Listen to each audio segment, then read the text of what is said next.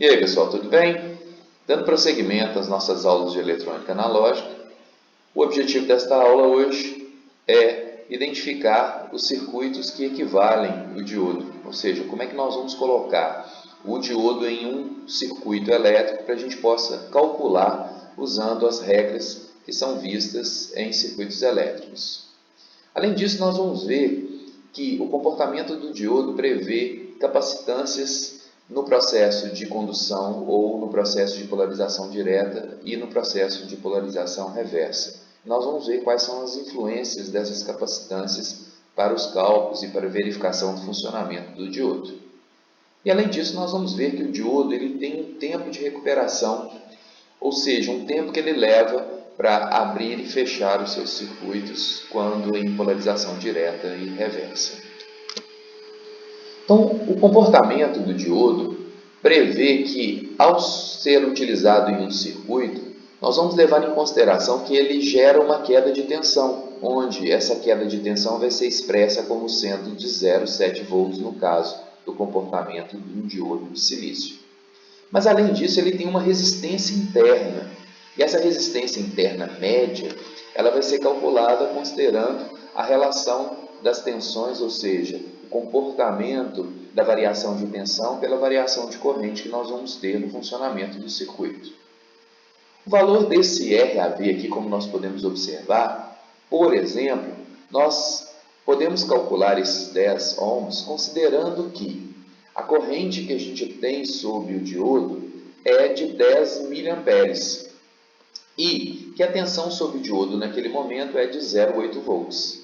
Então, 0,8 menos 0,7, que é a variação de tensão, 10 miliamperes menos 0, que é a variação de corrente, vai dar uma corrente uma resistência aproximada de 10 ohms, que é o que a gente consegue observar aqui no nosso circuito. Então, nesse caso específico do modelo, nós estamos considerando que nós teremos aqui uma queda de tensão de 0,7. Além disso, nós temos aqui mais uma queda de tensão de 0,1 volts, totalizando uma queda de tensão de 0,8, que é a tensão que a gente verifica no diodo no momento da sua condução. Então, nós conseguimos calcular a resistência interna de um diodo real, se nós, então, medirmos qual é a queda de tensão no diodo, determinando a corrente que a gente tem, então, com o fluxo no ramo, e a característica ideal de funcionamento de um diodo de silício de 0,7 volts, nós temos a condição de determinar, então, qual é a resistência interna que a gente tem nesse circuito, levando ou lembrando da consideração da aula passada que isso tem a ver com as características do semicondutor, mas também das suas conexões, ou seja, a sua conectividade dentro do circuito. Isso quer dizer que soldas mal feitas também podem alterar condições, ou seja, alterar a resistividade que esse circuito tem em relação esse componente tem em relação ao circuito completo. Então, na maioria dos casos, nós vamos desconsiderar essa resistência interna e vamos considerar para os nossos cálculos que o modelo do diodo real ele vai ter um comportamento semelhante ao ideal, apenas acrescendo a esse elemento uma queda de tensão de 0,7 volts. Isso quer dizer que em condução ou em polarização direta nós vamos degradar 0,7 volts do diodo, mas em polarização reversa ele vai funcionar como uma chave aberta naquele comportamento ideal que nós já havíamos falado em aulas anteriores. Então, nossos modelos podem ser tidos da seguinte forma. O modelo linear, ele pressupõe que a gente vai ter realmente o funcionamento de uma chave, mas essa chave vai funcionar com uma queda de tensão, uma resistividade interna. O modelo simplificado ele vai desconsiderar, ou seja, ele vai considerar que essa resistência é tão pequena que a gente pode não expressá-la no nosso modelo.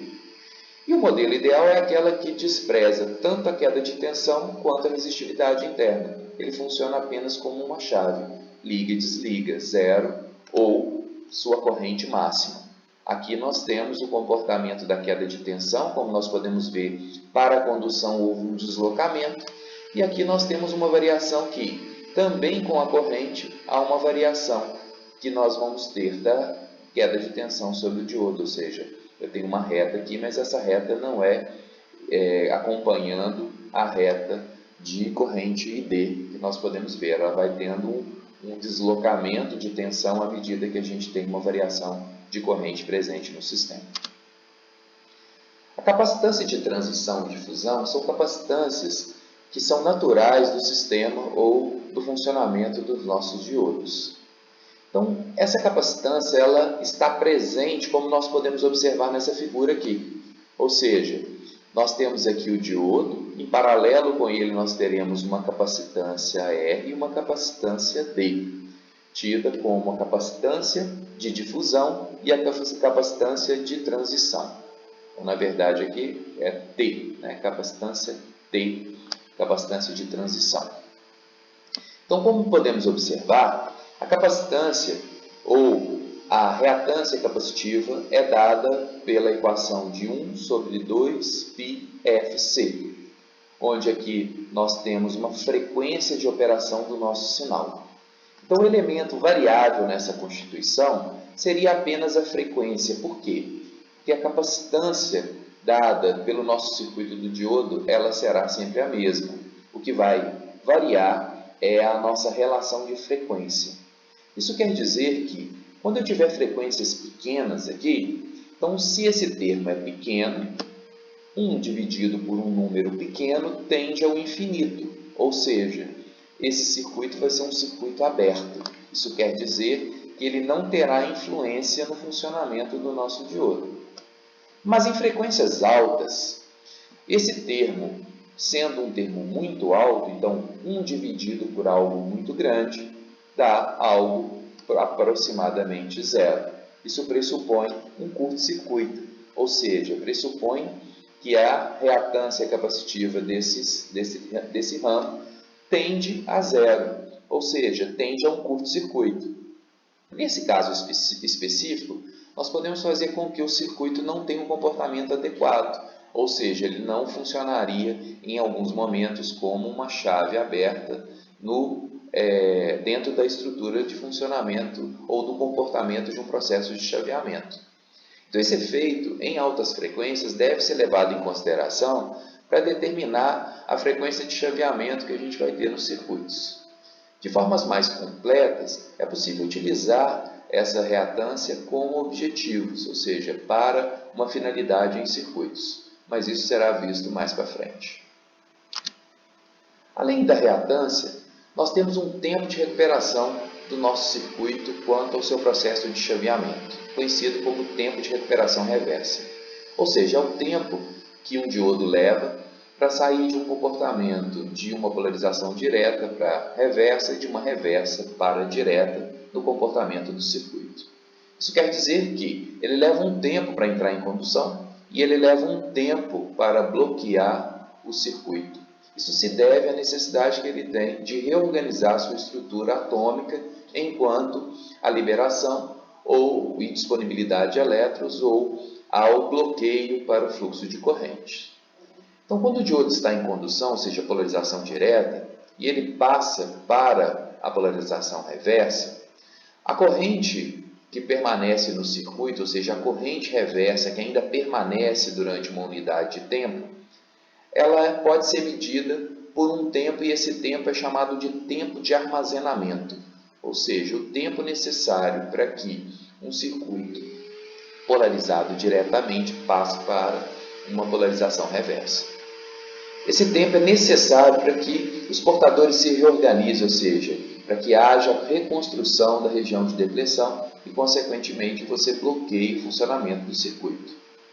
Então, quando isso acontece e você tem a redução desse tempo a zero, a gente diz que a gente teve o tempo de recuperação, ou seja, o tempo que a estrutura ou a região de depressão levou para se reestruturar e bloquear o fluxo de corrente. Quando a gente soma esses dois tempos, ou seja, o tempo para que a gente possa compreender o fluxo de corrente da polarização direta para a reversa, mais o tempo que a região de depressão leva para se formar e fundamentar realmente o final do fluxo de corrente, esse tempo total é conhecido como tempo de recuperação reversa. E ele é determinado pela soma desses dois tempos.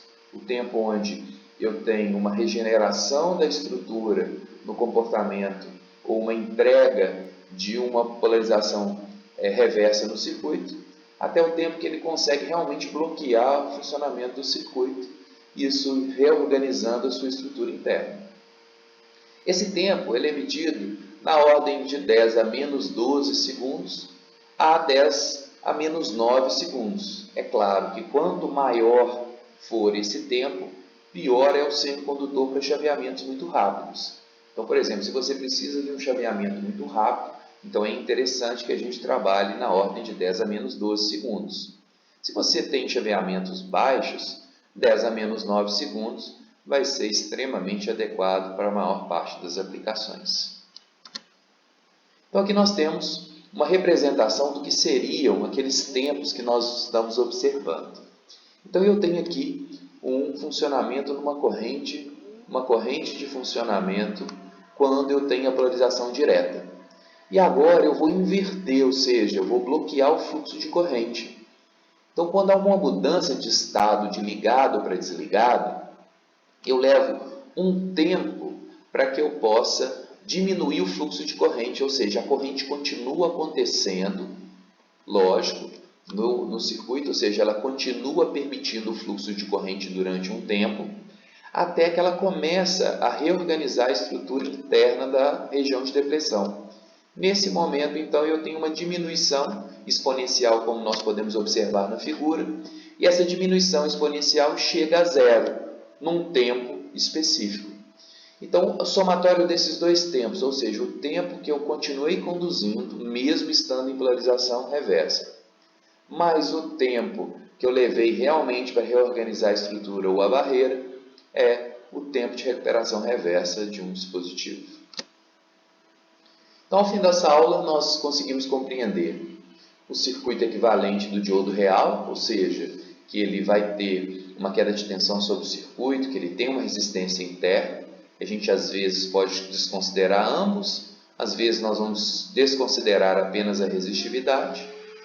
Vimos que há capacitâncias no processo de transição e de difusão, ou seja, em polarização direta e reversa, e que essa capacitância em circuitos de baixa frequência não gera influência, mas que em circuitos de alta frequência deve ser levada em consideração porque pode inviabilizar o projeto. E também verificamos o tempo de recuperação reversa do diodo, que é um parâmetro também que deve ser considerado em projetos, porque em chaveamentos muito altos precisam ser utilizados dispositivos capazes de terem um comportamento de chaveamento adequado para que esse tempo seja pequeno bastante para não influenciar no funcionamento do chaveamento ou na expectativa de velocidade de chaveamento que a gente precisa compreender.